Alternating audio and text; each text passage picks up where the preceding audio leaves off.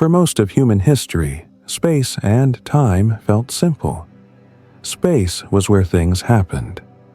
Time was when they happened.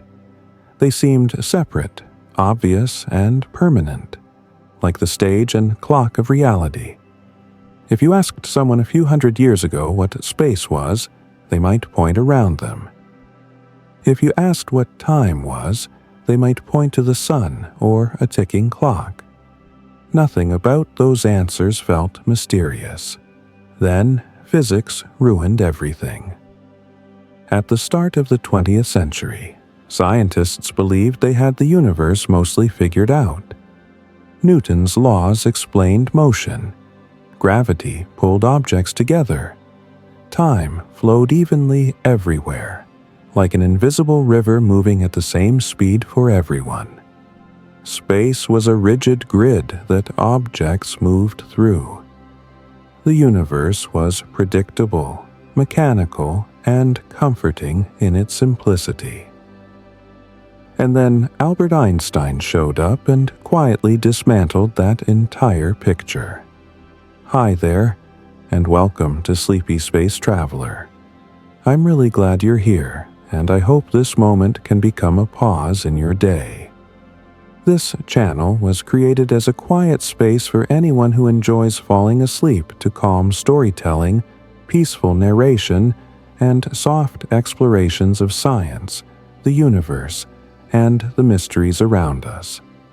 If this kind of content helps you relax, unwind, or fall asleep a little easier, I would really appreciate it if you could like this video and subscribe to the channel to help more people discover this space and help us continue creating these nightly journeys. Please let me know in the comments where you're watching from and what time it is for you right now. Thank you for being here. Now, let's begin.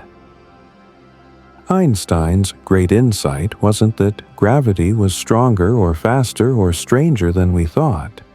It was that gravity wasn't really a force at all.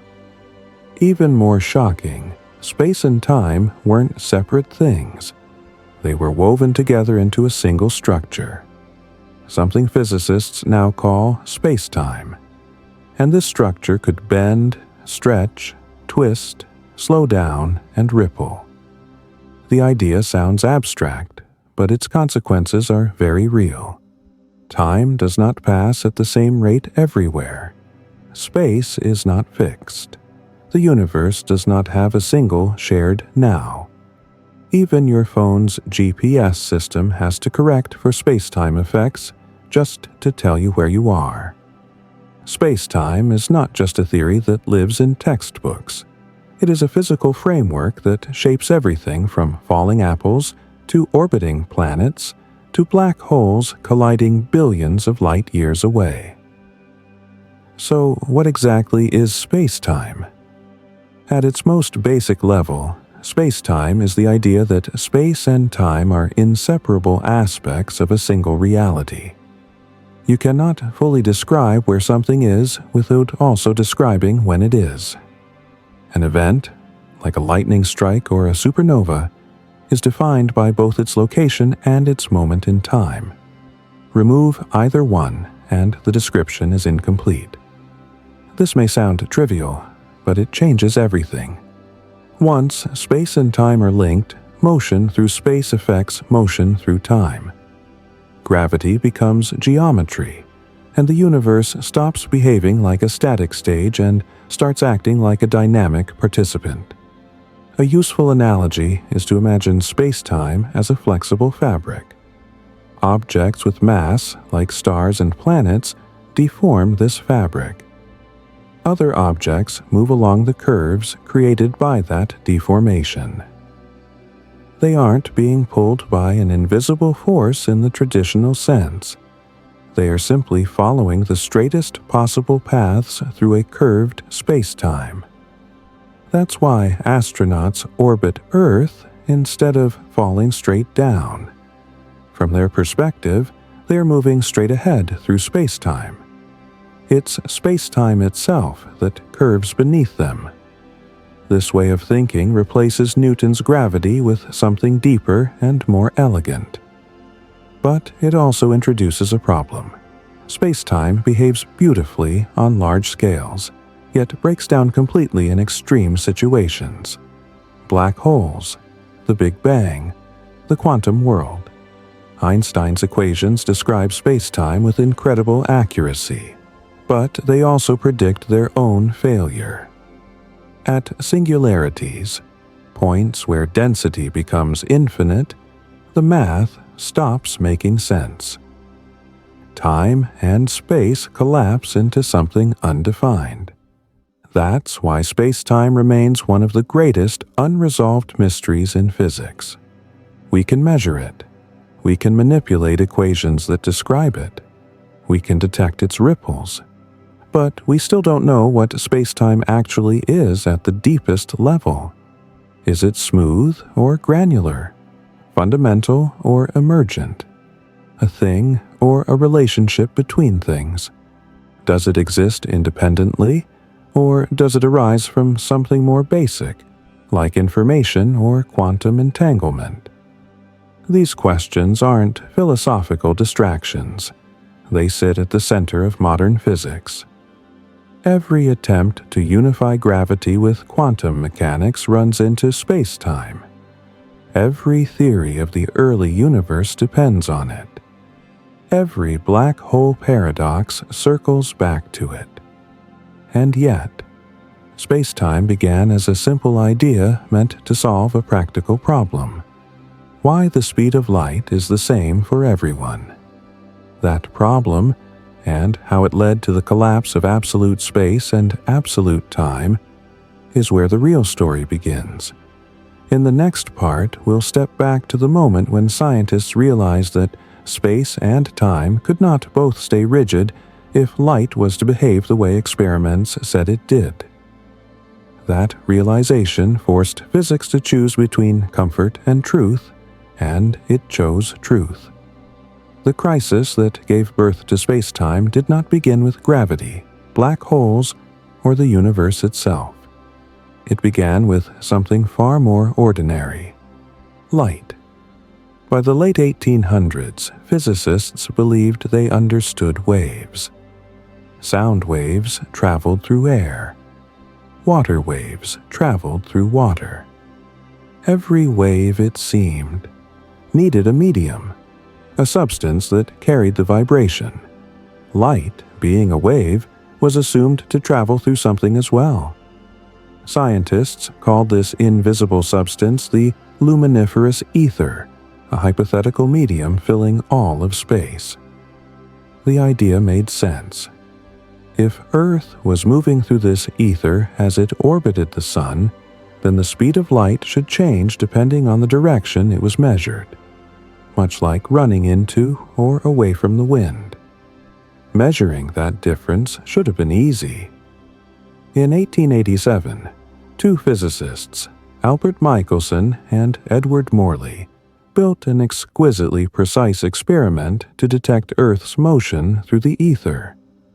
They expected a small but measurable difference in the speed of light along different directions. They found nothing. No matter how they oriented the apparatus, no matter the time of day or season of the year, the speed of light remained stubbornly the same. It did not care about Earth's motion. It did not care about direction. It behaved as if the ether didn't exist at all. This result was deeply unsettling. If light always moved at the same speed, then something fundamental about space or time, or both, had to be wrong. Enter Einstein. In 1905, Einstein proposed a radical solution that didn't try to fix the experiment. Instead, it took the result seriously. He assumed that the speed of light is the same for all observers, regardless of how they move.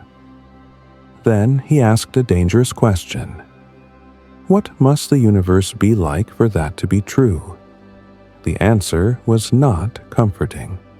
If the speed of light is constant, then measurements of distance and time cannot be absolute.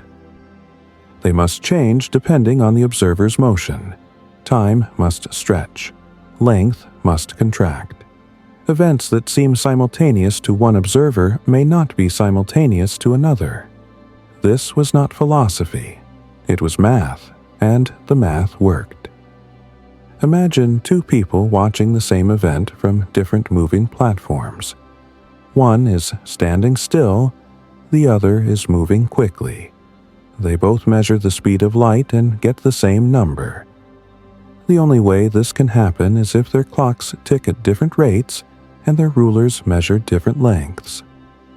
Time, it turns out, is flexible. This phenomenon is called time dilation. A moving clock runs slower compared to a stationary one. This is not an illusion or a mechanical failure. It is a real physical effect, confirmed by experiments using fast-moving particles and atomic clocks flown on airplanes. Length contraction is the spatial counterpart. Objects moving relative to an observer are measured to be shorter along the direction of motion. Again, not because the object physically compresses, but because space itself is being measured differently. At first, these effects seem like mathematical tricks, but they have direct consequences. Particles that should decay quickly live longer when moving close to the speed of light. GPS satellites must correct for time dilation, or your navigation system would drift by kilometers each day. Einstein's special theory of relativity forced physicists to accept an uncomfortable truth. Space and time are not separate, universal backgrounds. They depend on motion. They depend on the observer. Once this idea is accepted, combining space and time into a single framework becomes not just convenient, but necessary. This is where spacetime truly emerges. Physicist Hermann Minkowski, one of Einstein's teachers, formalized the idea by showing that space and time could be treated as a four-dimensional structure. 3 dimensions of space, 1 dimension of time. Events exist as points in this 4-dimensional spacetime, and motion becomes a path, called a world line, through it. From this perspective, an object always moves through spacetime at the same speed. If it moves faster through space, it moves slower through time. If it moves slower through space, it moves faster through time. The total motion through spacetime remains constant. This sounds abstract, but it's surprisingly intuitive. Think of a fixed budget. If you spend more in one category, you have less for another. Motion through space and motion through time share the same budget. What's remarkable is that this framework removes the need for absolute simultaneity. There is no universal present moment shared by the entire universe. Different observers slice spacetime into now in different ways, and none of those slices is more correct than another. This idea alone reshapes our understanding of reality. The universe is not a sequence of moments marching forward together. It is a 4-dimensional structure where time is woven into the geometry itself. But special relativity only applies when gravity is absent. It assumes spacetime is flat, uncurved, and unaffected by mass. Einstein knew this was incomplete. The next step, understanding gravity not as a force but as a feature of spacetime itself, would take him another 10 years. And when he finally completed that step, spacetime stopped being a passive stage and became an active player in the universe. That is where things get truly strange. By the time Einstein finished special relativity, he had solved one deep problem and uncovered another. His theory worked beautifully for objects moving at constant speeds, but it had a glaring omission: gravity. Newton's law of gravitation still ruled, describing gravity as an invisible force acting instantly across space. That idea clashed badly with relativity, which forbade any influence from traveling faster than light. Einstein was deeply uncomfortable with the notion that gravity could act instantaneously, as if space itself were merely a messenger passing notes faster than physics allowed. If nothing could outrun light, then gravity couldn't be a traditional force traveling through space. Something else had to be going on. The breakthrough came from a simple thought experiment. Einstein imagined a person inside a sealed elevator. If the elevator is sitting on Earth, the person feels their weight pressing them against the floor. But if the elevator is drifting freely in space, far from any planets, the person floats weightlessly. Now imagine the elevator is in deep space, but accelerating upward. The person is pressed against the floor again, just as if gravity were pulling them down. From inside the elevator, there's no experiment that can distinguish between being pulled by gravity and being accelerated. This realization is called the equivalence principle, and it is one of the most important ideas in modern physics. It states that gravity and acceleration are locally indistinguishable. In a small enough region of space and time, they are effectively the same thing. This was not just a clever analogy, it was a clue. If gravity feels exactly like acceleration, then perhaps gravity is not a force at all. Perhaps it is the result of how motion unfolds in space-time. To understand what this means, it helps to change how we picture motion. In everyday life, when something moves, we imagine forces pushing or pulling it. But in space-time, motion can be described differently.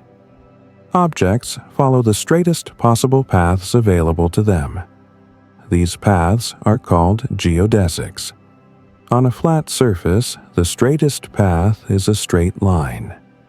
On a curved surface, the straightest path may look curved to an outside observer.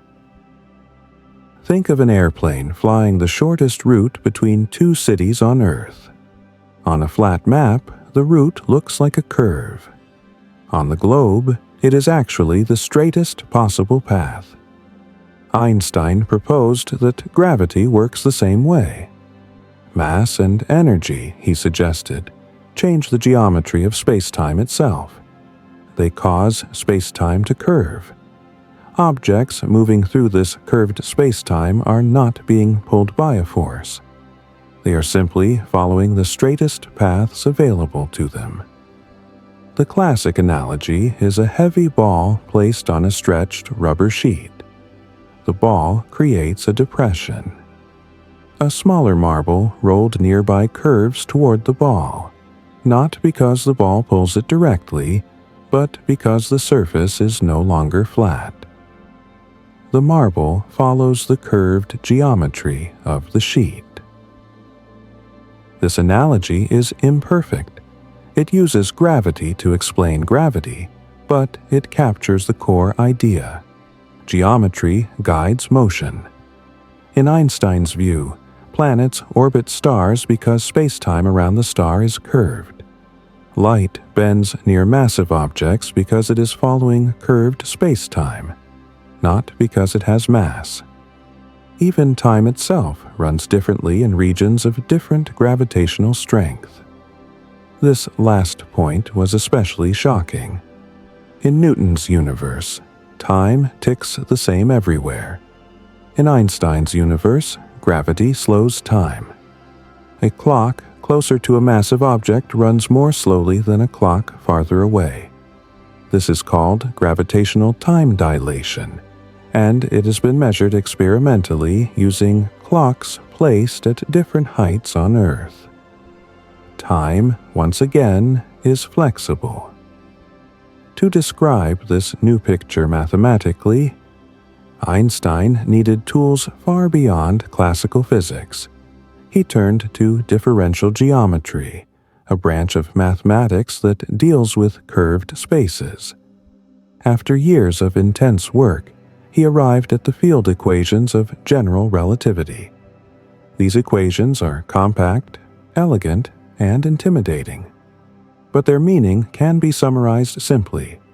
Mass and energy tell spacetime how to curve, and curved spacetime tells matter how to move.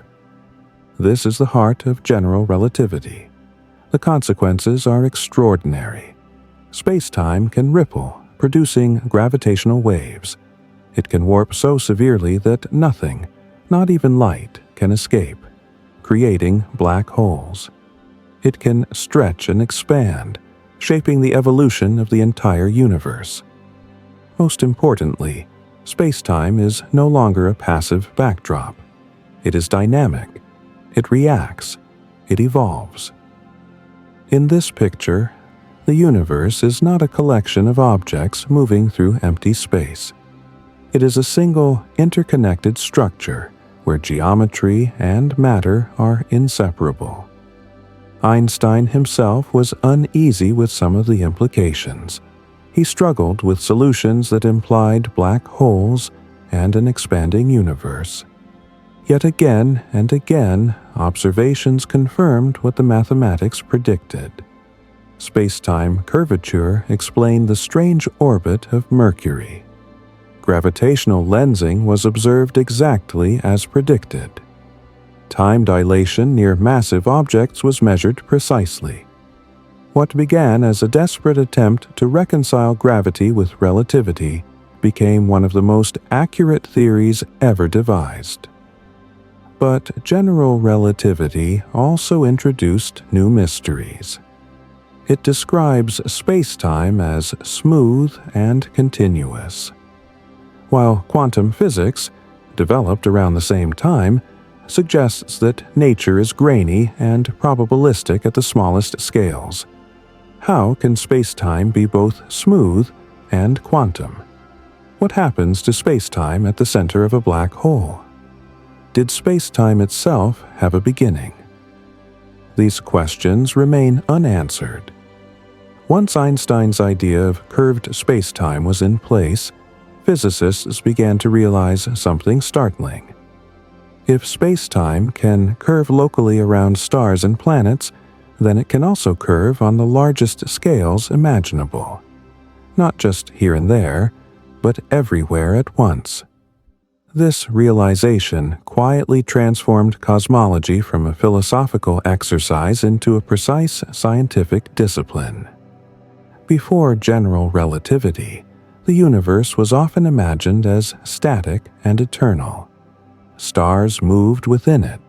Galaxies drifted through it. But space itself was thought to be fixed, like a rigid stage on which the cosmic play unfolded. Einstein's equations suggested something very different.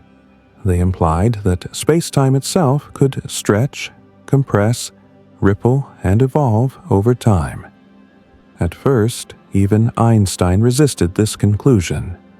When he applied his equations to the universe as a whole, he found that a static universe was unstable. Gravity would cause everything to collapse inward. To counter this, he introduced an extra term into his equations, the cosmological constant, effectively a repulsive pressure built into spacetime itself. This allowed for a universe that neither collapsed nor expanded. Later, Einstein would famously call this his greatest mistake. But the story is more subtle than that. In the 1920s, astronomers began collecting data that changed everything. Edwin Hubble observed distant galaxies and noticed a clear pattern. The farther away a galaxy was, the faster it appeared to be moving away from us. This wasn't ordinary motion through space. It was space itself expanding. A useful analogy is rising bread dough with raisins embedded in it. As the dough expands, every raisin moves away from every other raisin. No raisin is at the center, yet all distances increase. In the same way, galaxies are not flying through space away from a central point. Instead, the space between galaxies is stretching. This expansion is not an explosion into empty surroundings. There is no outer edge that the universe is expanding into. Space expands everywhere, all at once. This idea is deeply unintuitive because we are used to objects moving within space, not space itself changing. But general relativity allows and requires this behavior. Space-time is dynamic. It responds to the energy and matter within it. The discovery of cosmic expansion led naturally to the concept of the Big Bang. If the universe is expanding today, then in the past it must have been smaller, denser, and hotter. Rewind the cosmic clock far enough, and everything converges toward an extremely compact state. Importantly, the Big Bang was not an explosion at a point in space. It was the rapid expansion of space itself. Every location was once part of that hot, dense, early universe. There was no center. Every place was once here. This perspective also reshapes how we think about time. In general relativity, time is woven into space-time and evolves with it. The Big Bang marks not just the beginning of matter and energy as we know them, but the beginning of time itself, at least as far as our current theories can describe. As the universe expanded and cooled, structures began to form. Tiny fluctuations in density, quantum ripples stretched to cosmic scales, grew under gravity into galaxies, clusters, and vast cosmic filaments. Space-time guided this growth, determining how matter flowed and clumped. On the largest scales, the universe resembles a sponge or foam. Dense regions of galaxies are separated by enormous voids where matter is sparse. This structure arises naturally from the interplay between gravity and expansion. Time dilation also plays a role on cosmic scales. In regions of higher density, time passes slightly more slowly than in emptier regions. Over billions of years, these tiny differences accumulate. The universe does not age uniformly everywhere. Another crucial implication of expanding space-time is the existence of horizons. Because light travels at a finite speed and space itself is expanding, there are regions of the universe whose light will never reach us. This defines the observable universe, a bubble centered on the observer. Beyond that bubble, space continues. Galaxies exist. Physics continues. But information from those regions is permanently inaccessible. This is not a limitation of technology. It is a fundamental property of space-time geometry. General relativity predicts that expansion does not have to slow down. In fact, depending on the contents of the universe, it can accelerate. In the late 1990s, astronomers discovered that expansion is indeed speeding up. This acceleration is attributed to dark energy, a mysterious form of energy associated with empty space itself. Dark energy behaves like a built-in pressure that pushes space-time to expand faster over time. In effect, Einstein's cosmological constant returned, not as a mistake, but as a real feature of the universe. An everyday analogy would be a rubber band that not only stretches when pulled, but stretches faster the longer it stretches. The more space there is, the more expansion occurs. This discovery forces a radical conclusion. Empty space is not nothing. It has energy. It influences the fate of the universe. Depending on the nature of dark energy, the universe may expand forever, tear itself apart, or asymptotically approach a cold, empty state. All of these outcomes are written into spacetime itself. General relativity gives us the equations. Observations tell us the parameters. Together, they let us predict cosmic history with remarkable accuracy. Yet something is missing. General relativity works extraordinarily well on large scales. Quantum mechanics works extraordinarily well on small scales. But when spacetime curvature becomes extreme, near black holes or at the Big Bang, these two frameworks collide. In those regions, our understanding breaks down. Spacetime, once smooth and continuous, may become grainy. Time itself may behave differently. Cause and effect may blur. These unresolved tensions suggest that general relativity is not the final word on spacetime, but a powerful approximation. In the next part, we will move into these extreme regimes and explore what happens when spacetime bends too much. Black holes, singularities, and the limits of Einstein's greatest idea. As spacetime bends more and more sharply, Einstein's equations begin to lead us into unfamiliar territory. There are places in the universe where gravity becomes so intense that the curvature of spacetime is no longer gentle or gradual. Instead, it steepens dramatically, forming structures unlike anything in everyday experience. These places are black holes, and they represent the most extreme known expressions of space-time geometry. A black hole forms when a massive amount of matter collapses into a very small volume.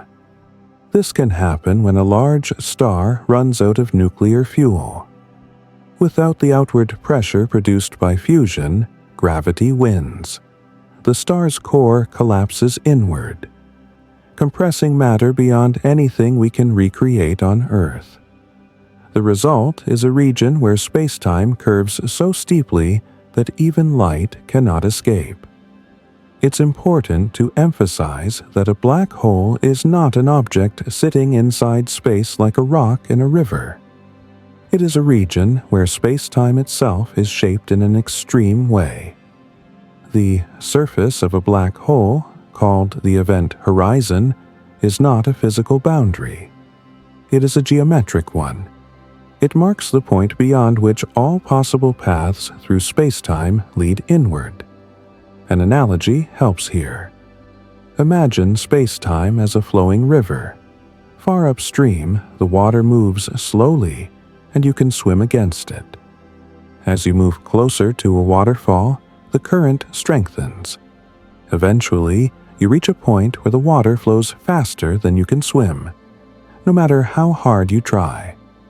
That point is the event horizon. Beyond it, the flow of spacetime carries everything inward. From the outside, a black hole appears relatively calm. Matter spirals around it, heating up and emitting radiation, but the event horizon itself shows no obvious drama. From the perspective of a distant observer, objects falling toward the black hole appear to slow down and fade, never quite crossing the horizon. From the perspective of the falling object, however, something very different happens. Time continues normally, at least initially. There's no sudden wall or barrier at the horizon. According to general relativity, crossing it would feel unremarkable for a sufficiently large black hole. The laws of physics do not announce the crossing. Inside the horizon, spacetime behaves in a profoundly strange way. Directions swap roles. What we normally call time points inward, toward the center of the black hole. Just as you cannot stop time from moving forward, you cannot stop moving inward once past the horizon. The singularity at the center lies in the future, not merely at a location in space. The singularity itself is where general relativity breaks down. According to the equations, density becomes infinite, and spacetime curvature becomes unbounded. These infinities are signals that the theory is being pushed beyond its domain of validity. They do not necessarily represent physical reality as it truly is. Physicists widely believe that a more complete theory, one that unifies general relativity with quantum mechanics, would replace singularities with something finite and well-defined. But we do not yet know what that something is. This brings us to one of the deepest puzzles in modern physics. How does spacetime behave at the smallest scales? Quantum mechanics tells us that nature is not smooth at very small scales. Energy and matter fluctuate. Fields jitter. If spacetime itself is subject to quantum effects, then it may not be continuous. It may have a granular structure, like pixels on a screen or atoms in a solid. Several approaches to quantum gravity attempt to describe this. Some propose that spacetime is woven from tiny loops. Others suggest it emerges from more fundamental entities, such as quantum entanglement. In these views, spacetime is not fundamental, but constructed. An everyday analogy would be a crowd at a stadium. From far away, it looks like a smooth surface. Up close, it is made of individuals. Similarly, spacetime may appear smooth on large scales, but be composed of discrete elements at the smallest scales. Black holes provide a testing ground for these ideas. They combine strong gravity with quantum effects in ways that cannot be ignored. One of the most famous results in this area is Hawking radiation. Stephen Hawking showed that black holes are not completely black. Quantum effects near the event horizon allow them to emit radiation. Over incredibly long timescales, black holes lose mass and eventually evaporate. This discovery introduced a paradox. If black holes evaporate completely, what happens to the information about the matter that fell into them? Quantum mechanics insists that information cannot be destroyed. General relativity seems to allow it. This conflict, known as the black hole information paradox, remains unresolved. Proposed solutions involve subtle correlations in the radiation, new physics at the horizon, or deep connections between gravity and quantum theory. One particularly intriguing idea is that spacetime geometry is tied to information itself. In this view, the fabric of spacetime emerges from patterns of quantum entanglement. When entanglement changes, geometry changes. This idea has found support in certain theoretical models, where spacetime behaves like a network whose connections encode both distance and gravity. In such models, cutting entanglement can literally tear spacetime apart. If true, this would mean that spacetime is not just a backdrop for physics, but a consequence of quantum relationships. The early universe presents another extreme case. At the moment of the Big Bang, spacetime curvature was enormous. Temperatures and densities were extreme. Quantum effects must have played a role. Some theories suggest that time itself may have behaved differently near the beginning. Instead of a sharp origin, there may have been a transition from a prior phase. Others propose that time emerged gradually as the universe cooled. In all these scenarios, spacetime is dynamic not just in shape, but in existence. It can emerge, evolve, and perhaps even dissolve. These ideas push us to reconsider what spacetime really is. Is it a fundamental ingredient of reality, or a useful description that emerges from something deeper? Is time truly universal, or does it arise from more basic processes? In the next part, we will explore how spacetime behaves when motion approaches the speed of light, how relativity reshapes simultaneity, and why time itself refuses to be absolute, even in the everyday universe around us. Once we move away from the extreme environments of black holes and the early universe, spacetime still behaves in ways that quietly defy intuition. Even in ordinary conditions, rockets, satellites, clocks on Earth, Einstein's ideas continue to reshape how reality works. One of the most unsettling discoveries of relativity is that time does not flow at the same rate for everyone. This is not a philosophical idea or a metaphor. It is a measurable physical effect that has been confirmed countless times. The reason lies in the speed of light. Experiments show that light in a vacuum always travels at the same speed, regardless of how fast the observer is moving. This sounds harmless until you realize what it implies. If light's speed never changes, then space and time must adjust instead. An analogy helps. Imagine two people tossing a ball back and forth on a train. To them, the ball moves normally. To someone standing on the platform, the ball's path looks longer because the train is moving. With ordinary speeds, this difference is tiny and irrelevant. Light refuses to play by those rules. No matter who measures it, light's speed is fixed. To make that work, spacetime itself stretches and compresses. Distances shrink. Time slows down. This effect is called time dilation. A moving clock ticks more slowly compared to a stationary one. This is not an illusion or a trick of measurement. If two identical clocks are synchronized, then one is flown around Earth on a fast airplane. The moving clock will return slightly behind. This has been tested using atomic clocks with extraordinary precision. Satellites orbiting Earth experience time differently than clocks on the ground. Engineers must account for this difference, or GPS systems would drift by kilometers each day.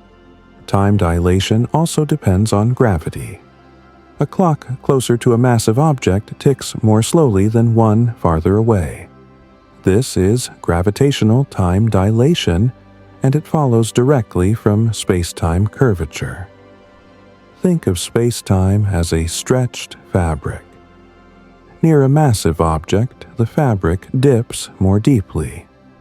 Objects moving through this region experience time differently, just as someone walking through deep snow moves differently than someone on solid ground. This means that time itself flows at different rates in different places. There is no single universal now that applies everywhere in the universe. This leads to another deeply counterintuitive consequence. Simultaneity is relative. Events that appear simultaneous to one observer may not be simultaneous to another. Imagine two lightning bolts striking opposite ends of a moving train at the same time. An observer standing on the platform might see them strike simultaneously. An observer on the train, moving toward one flash and away from the other, will see one first and the other later. There is no correct answer to which happened first. Both observations are equally valid. The order of events depends on the observer's motion through space-time. This shatters the everyday idea of a universal present moment. Instead of a single cosmic now, reality is better described as a four-dimensional space-time structure, where different observers slice it into past, present, and future in different ways. Physicists sometimes describe this as a block universe. In this picture, the past, present, and future all exist together as part of space-time. Time does not flow like a river. Instead, it is another dimension we move through. This does not mean free will is an illusion, nor does it mean the future is fixed in a simple sense. It means that our experience of time flowing may arise from how our minds process information, not from time itself changing. Another important idea emerges here: causality. While observers may disagree on the order of events, they always agree on cause and effect. No observer will ever see an effect happen before its cause. This consistency is enforced by the structure of space-time. Light cones define what events can influence one another. Events outside each other's light cones cannot be causally connected. This protects the universe from paradoxes like messages arriving before they are sent. Even though time is relative, causality remains intact. The closer an object moves to the speed of light, the more dramatic these effects become. Length contraction shortens distances in the direction of motion. Time slows drastically. At the speed of light itself, time would stop entirely for the traveling object. This is not something massive objects can achieve. As speed increases, so does energy, and reaching light speed would require infinite energy. Light itself travels at that speed because it has no mass. Photons experience no passage of time between emission and absorption. From their perspective, if such a perspective could exist, the universe is instantaneous. This highlights how deeply intertwined space and time truly are. They are not separate entities stitched together. They are aspects of a single structure whose behavior depends on motion and gravity. These ideas are not just mathematical curiosities. They shape the evolution of stars, the behavior of galaxies, and the fate of the universe itself. As the universe expands, space-time stretches. Galaxies move apart not because they are traveling through space, but because space itself is growing between them. This expansion affects how we measure distances, ages, and cosmic history. In this expanding space-time, light from distant galaxies is stretched into longer wavelengths, becoming redshifted. By measuring this redshift, astronomers reconstruct the universe's expansion history. Space-time is not static. It evolves, stretches, ripples, and responds to energy and motion. In recent years, this dynamic nature of space-time has been confirmed directly through the detection of gravitational waves. These ripples in space-time were predicted by Einstein a century ago and observed only recently. When massive objects like black holes collide, they disturb space-time itself, sending waves outward at the speed of light. Detectors on Earth can measure distortions smaller than the width of a proton. This confirms that space-time is not just geometry. It is something physical, capable of vibrating and carrying energy. Yet, despite all these successes, relativity leaves crucial questions unanswered. It describes space-time beautifully on large scales, but it struggles at the smallest ones. To truly understand space-time, physicists must reconcile relativity with quantum mechanics. Until then, space-time remains both one of our most powerful ideas and one of our deepest mysteries. Next, we will explore how space-time behaves on the largest possible scales, how dark energy, cosmic expansion, and the structure of the universe challenge our understanding of gravity itself, and why space-time may not behave the same everywhere. As we pull back from local experiments, satellites, and black holes, space-time reveals another layer of mystery on the grandest scale imaginable: the universe as a whole. What Einstein gave us works extraordinarily well for planets, stars, and even colliding black holes. But when we apply the same rules to the entire cosmos, cracks begin to appear. The first surprise is that the universe is not just expanding. It is expanding faster and faster. This was not something Einstein predicted. In fact, when he first applied general relativity to the universe, he assumed it should be static. To make his equations behave that way, he added an extra term, later called the cosmological constant. When astronomers discovered that the universe was expanding, Einstein famously called this his greatest mistake. History, as it turns out, had a sense of humor.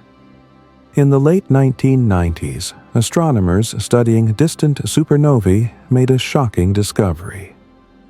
The expansion of the universe is accelerating. Galaxies are not merely drifting apart. The space between them is stretching at an increasing rate. This acceleration cannot be explained by ordinary matter, or even dark matter. Instead, it points to something else entirely, an unknown component of spacetime itself, now called dark energy. Dark energy appears to be a property of space, not something embedded within it. As space expands, more space exists, and with it, more dark energy. This creates a feedback loop. Expansion creates more dark energy, which causes faster expansion. An analogy helps. Imagine dots drawn on the surface of a balloon. As the balloon inflates, the dots move apart. No dot is the center, and none are moving on their own. The surface itself is expanding. Now, imagine that the rubber of the balloon actively pushes itself outward as it stretches. That's closer to what dark energy seems to do. This behavior raises uncomfortable questions. Why does empty space have energy? Why is that energy so small yet so influential? And why does it have exactly the value we observe? Quantum physics predicts that empty space should contain enormous amounts of energy, far more than what we measure. This mismatch is one of the biggest unsolved problems in theoretical physics, often called the vacuum catastrophe. Spacetime, it seems, has layers. On one level, it curves in response to mass and energy. On another, it expands under the influence of something we barely understand. The situation becomes even stranger when we look at cosmic structure. On the largest scales, galaxies are not distributed evenly. They form vast filaments and walls surrounding enormous empty regions called voids. These structures resemble a cosmic web, with spacetime guiding the flow of matter over billions of years. Gravity pulls matter into dense regions, while expansion stretches everything apart. This tension between gravity and expansion shapes the universe. Early on, gravity dominated, allowing galaxies and stars to form. Today, dark energy is winning, slowly isolating galaxies from one another. If this trend continues, distant galaxies will eventually slip beyond our observable horizon. Their light will never reach us, not because it stops traveling, but because space between us expands faster than light can cross it. This introduces a profound limitation. The observable universe is not the entire universe. It is simply the part of spacetime from which light has had time to reach us since the Big Bang. Beyond that horizon, spacetime continues, but we cannot see or interact with it. This raises a question that sounds philosophical, but is deeply physical. Does spacetime exist beyond what we can observe? According to general relativity, yes. Spacetime does not end at the edge of our vision. The equations make no special allowance for observation. They describe a universe that extends far beyond our cosmic bubble. Some models suggest the universe may be infinite. Others propose it is finite but unbounded, like the surface of a sphere. In such a universe, you could travel forever without encountering an edge, eventually returning to your starting point. Here again, analogy helps. Consider walking on Earth. You never encounter a physical edge, yet the surface is finite. Spacetime could behave similarly, but in higher dimensions that defy everyday intuition. There are also models where spacetime has multiple regions with different physical properties. Inflationary cosmology suggests that our universe may be one bubble among many, each with its own spacetime structure. In this picture, spacetime itself undergoes transitions, creating pocket universes that never interact. The laws of physics might differ slightly in each one. Whether these regions exist is unknown. They may be forever beyond observational reach. Yet, the mathematics that describes spacetime allows them naturally. This puts physics in an unusual position. We are dealing with ideas that are testable in principle but unreachable in practice, at least for now. At the same time, observations continue to challenge our models. Measurements of the universe's expansion rate disagree, depending on how they are taken. This Hubble tension suggests that something about spacetime's behavior may still be missing from our theories. Either our measurements are flawed, or our understanding of spacetime is incomplete. History suggests the latter is worth taking seriously. Every time physics has encountered such discrepancies, it has eventually led to deeper insight. Newtonian gravity gave way to relativity. Classical physics gave way to quantum mechanics. Spacetime, once thought to be a passive stage, has become an active participant in cosmic evolution. And yet, for all its successes, general relativity remains a classical theory. It does not include quantum uncertainty, superposition, or entanglement. It treats spacetime as smooth and continuous. Quantum mechanics, meanwhile, treats the universe as grainy, probabilistic, and discrete. Reconciling these two views is one of the greatest challenges in modern physics. In the next part, we will move toward that frontier, where spacetime may not be smooth at all, where dimensions could emerge rather than exist, and where space and time themselves might be approximations of something deeper and stranger. The story of spacetime, it turns out, is far from finished. At this point, spacetime begins to lose its solid footing. The smooth, continuous fabric Einstein described works beautifully on large scales, but when we zoom all the way down to the smallest possible distances, the picture starts to blur. According to quantum physics, nature does not behave smoothly at very small scales. Energy comes in discrete packets. Particles pop in and out of existence. Uncertainty is built into reality itself. When physicists try to apply this quantum behavior to spacetime, the equations break down. If you attempt to measure distances smaller than the so-called Planck length, about a trillionth of a trillionth of a trillionth of a meter, spacetime stops behaving like a calm surface and starts acting more like boiling foam. Fluctuations become violent. Geometry itself becomes uncertain. This suggests something radical. Spacetime may not be fundamental. It may be an emergent phenomenon. A helpful analogy is temperature. Temperature feels fundamental, but it isn't. It emerges from the collective motion of atoms. If you zoom in far enough, temperature disappears and only particle motion remains. In the same way, space and time might emerge from something deeper, some underlying quantum structure that does not resemble space at all. Several theories attempt to describe this deeper level. One of the most famous is string theory, which replaces point-like particles with tiny, vibrating strings. In this framework, space-time geometry arises from how these strings interact.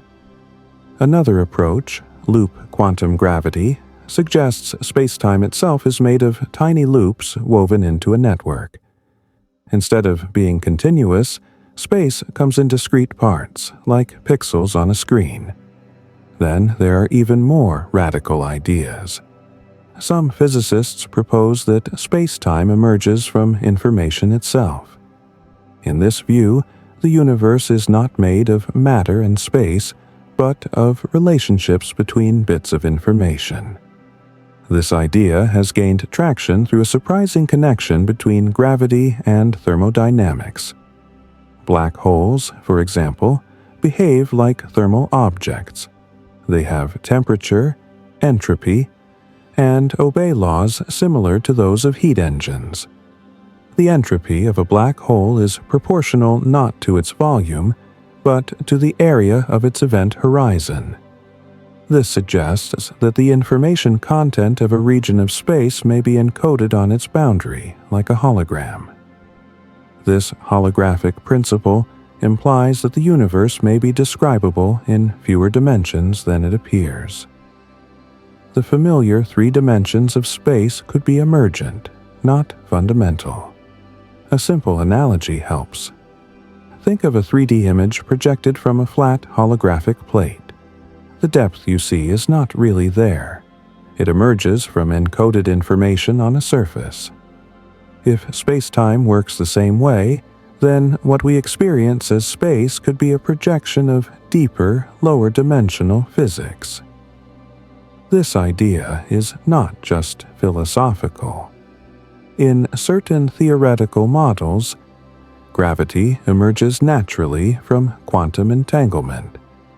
When particles are entangled, their shared information creates a structure that behaves like curved space-time. In this view, gravity is not a fundamental force. It is a statistical effect, like pressure in a gas, arising from the tendency of systems to maximize entropy. That would mean space-time bends not because mass pulls on it, but because information rearranges itself in the most probable way. It is a strange shift in perspective. Instead of matter moving through space-time, space-time itself becomes a bookkeeping system for quantum relationships. Time, too, becomes suspect. In many quantum gravity models, time does not appear at the most fundamental level. The equations describe a static structure with no built-in flow. Yet we experience time passing relentlessly. This raises one of the deepest questions in physics. Why does time seem to flow at all? Some physicists believe the flow of time emerges from increasing entropy. Just as a cup of hot coffee cools down but never spontaneously heats up, the universe evolves toward more disordered states. Our perception of time may simply be our experience of this irreversible process. Others suggest that time emerges from correlations between quantum systems. When systems interact and record information about one another, a sense of sequence arises.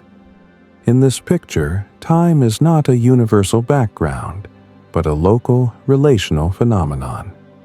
Different parts of the universe may experience time differently, or not at all. This has profound implications. If space-time is emergent, then concepts like before and after may not apply at the deepest level of reality. The Big Bang itself may not be the beginning of time, but a transition between phases of a deeper structure. Some models suggest the universe bounced from a previous contraction. Others propose that time existed before the Big Bang in a form we cannot easily describe. There are even theories where spacetime continually emerges and dissolves, like patterns in a turbulent fluid. What all these ideas share is a humbling message. Our intuitive picture of reality may be a simplified interface, shaped by evolution to help us survive, not to reveal the universe's true structure.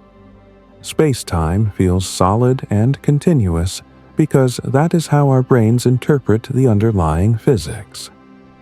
Just as we don't perceive individual air molecules when we feel the wind, we may not perceive the microscopic structure of space-time. We are beginning to suspect that space and time are not the stage on which physics happens. They are part of the performance. In the next part, we will explore what this means for reality itself, how space-time's strange nature reshapes our understanding of causality, identity, and whether the universe truly has a beginning or an end. The deeper we go, the less familiar the universe becomes. And yet, strangely, the more connected everything appears to be. Once space-time stops being fundamental, many of the concepts we rely on every day begin to loosen their grip. Cause and effect, past and future, even the idea of separate objects occupying distinct places become less solid than we assumed. In everyday life, causality feels simple. One thing happens, then another happens because of it. You flip a switch, the light turns on. You drop a glass, it falls and shatters. Time provides a clean ordering of events. But if time itself is emergent, causality may not be as universal as we think. In some quantum gravity models, there is no global timeline that orders all events. Instead, events are related only locally through interactions. Two events may be causally connected in one context, but not in another. In extreme cases, the order of events may not be well defined at all.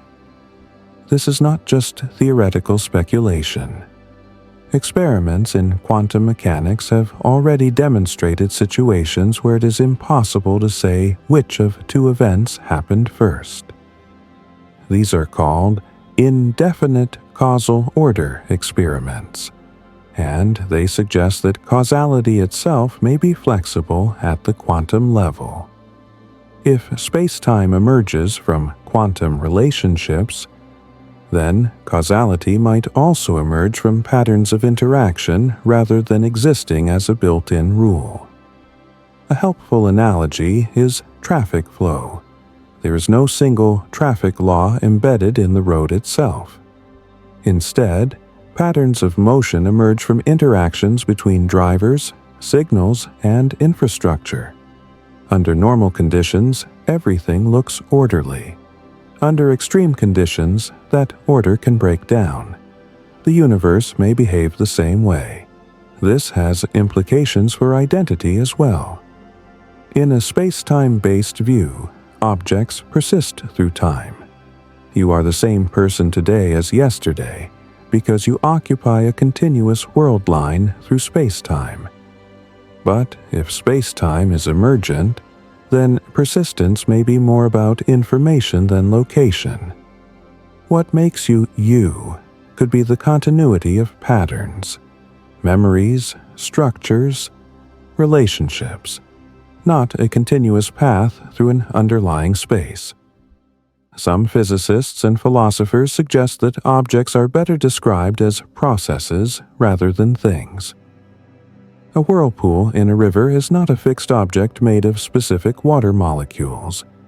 It is a stable pattern that persists even as its components constantly change. In this view, particles, planets, and even people may be stable patterns in a deeper informational structure. This perspective also changes how we think about the universe as a whole. Traditionally, we imagine the universe as a container filled with matter and energy. But if space-time is not fundamental, The universe may be more like a network of relationships than a box containing stuff. This reframes old questions in new ways. Instead of asking, "What is the universe made of?" we might ask, "What relationships give rise to the appearance of matter, space, and time?" It also complicates the idea of a cosmic beginning. If space-time emerges from something deeper, then asking what happened before the Big Bang may be like asking what is north of the North Pole. The question assumes a framework that may not apply. Some models suggest the universe has no beginning in time, but instead exists as a timeless structure, with the time emerging only locally within certain regions. Others propose a cyclic universe, where space-time repeatedly forms, evolves, dissolves, and reforms. In such scenarios, beginnings and endings are not absolute, but phase changes. There are also proposals where space-time exists only temporarily, like a wave rising from the ocean and then flattening again. Our universe could be one such wave in a much larger sea of possibility. These ideas are difficult to test, but they are not arbitrary. They are driven by real mathematical inconsistencies between general relativity and quantum mechanics. Einstein's theory treats space-time as smooth and deterministic. Quantum mechanics treats reality as probabilistic and discrete. Both are extraordinarily successful, yet they refuse to fit together cleanly. Something has to give. Many physicists now suspect that space-time, as Einstein conceived it, is an effective description. Accurate at large scales, but incomplete at the deepest level. This is similar to how classical mechanics works beautifully for baseballs and planets, but fails for atoms. It wasn't wrong, it was incomplete. Space-time may be in the same situation. This realization also affects how we think about observation. If space-time is emergent, then observers are not passive beings looking at an external universe. They are part of the structure that gives rise to space-time itself. Measurements, interactions, and information exchange are not just things that happen within space-time. They help define it. This blurs the line between observer and observed. In some interpretations of quantum mechanics, reality does not fully crystallize until interactions occur. If space-time emerges from such interactions, then the universe may be less like a fixed movie playing out, and more like a story being written as it unfolds. This does not mean reality depends on human consciousness. Interactions between particles are enough, but it does suggest that reality is fundamentally relational, not object-based. Nothing exists entirely on its own. Everything exists through its connections. This idea resonates with discoveries across physics. Entanglement shows that particles can remain deeply connected across vast distances. Black holes encode information on their surfaces. The structure of space-time itself may arise from webs of correlation. The universe, at its core, may be less like a machine made of parts and more like a conversation among patterns. This is unsettling, but also strangely elegant. It suggests that the universe is not a collection of isolated things drifting through empty space, but a tightly woven fabric of relationships, where space and time are emergent bookkeeping tools. In the final part, we will step back and ask what all of this means for the future of physics, and for us. What kind of theory could replace space-time as the foundation of reality? And how close are we to discovering it? We are nearing the edge of what current science can say. Beyond that edge lies speculation, but informed, disciplined speculation guided by everything we have learned so far. And that, perhaps, is where the most interesting questions live. As we reach the far edge of this discussion, it becomes clear that space-time is no longer just a solved idea waiting for refinements. It is a central mystery again, one that sits at the intersection of physics, cosmology, and philosophy. For more than a century, Einstein's space-time has been one of the most successful frameworks ever created. It predicted black holes before we knew they existed. It explained the expansion of the universe. It passed every experimental test thrown at it, from gravitational lensing to time dilation measured by satellites. And yet, despite all that success, it appears increasingly likely that space-time is not the final layer of reality. Modern physics now faces a strange situation. Our best theories describe reality extremely well, but only when used separately. General relativity governs the large-scale structure of space-time. Quantum mechanics governs the small-scale behavior of matter and energy. Each works brilliantly in its own domain, but when combined, they clash. That clash is not a minor technical issue. It suggests that something fundamental about our picture of reality is incomplete. One possibility is that space-time itself is the thing that must be reimagined. Across many independent approaches, string theory, loop quantum gravity, holography, tensor networks, quantum information theory, the same idea keeps appearing. Space-time behaves less like a stage and more like an outcome. It is something that arises from deeper rules, not something that exists on its own. What replaces it? At present, there is no single accepted answer.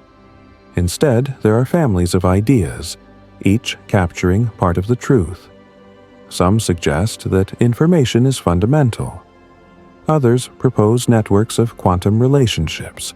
Some point to geometry emerging from entanglement. Others see space-time as a thermodynamic phenomenon, like temperature, meaningful only at large scales. These ideas are not competing fantasies. They are attempts to explain the same underlying problem from different angles. Much like wave and particle descriptions of light once seemed incompatible, but were later unified. The next major breakthrough in physics will likely not come from discovering a new particle, but from discovering a new way to describe reality itself. This may require abandoning deeply ingrained intuitions. We may need to accept that there is no universal now, no absolute timeline, and no fundamental background in which events occur. Instead, reality may be a constantly updating network of relationships, with space-time emerging where those relationships become dense and structured. If this is true, then space-time is not wrong. It is incomplete in the same way Newtonian gravity was incomplete.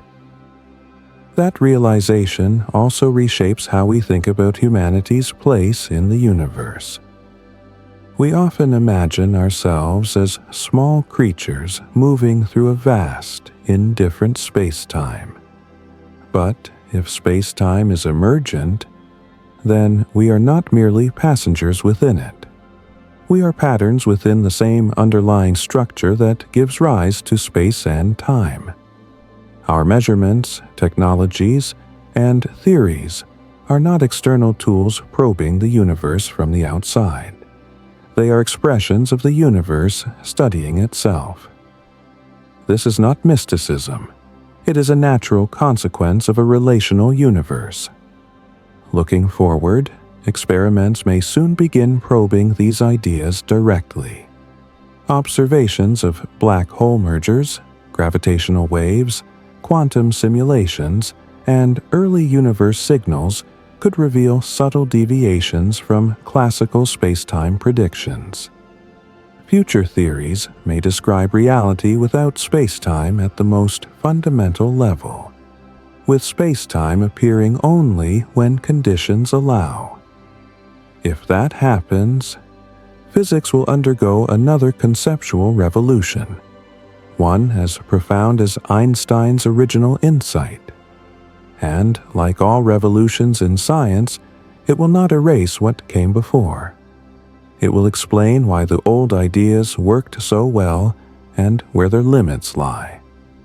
Spacetime may turn out to be one of nature's most elegant illusions, real where it appears, useful where it applies, but not fundamental. In the end, Einstein's greatest contribution may not be the equations he wrote, but the door he opened. The realization that space and time are not fixed absolutes, but dynamic, malleable, and deeply connected to everything else. We are still walking through that door, and whatever lies beyond it will likely change how we understand not just the universe, but what it means to exist within it.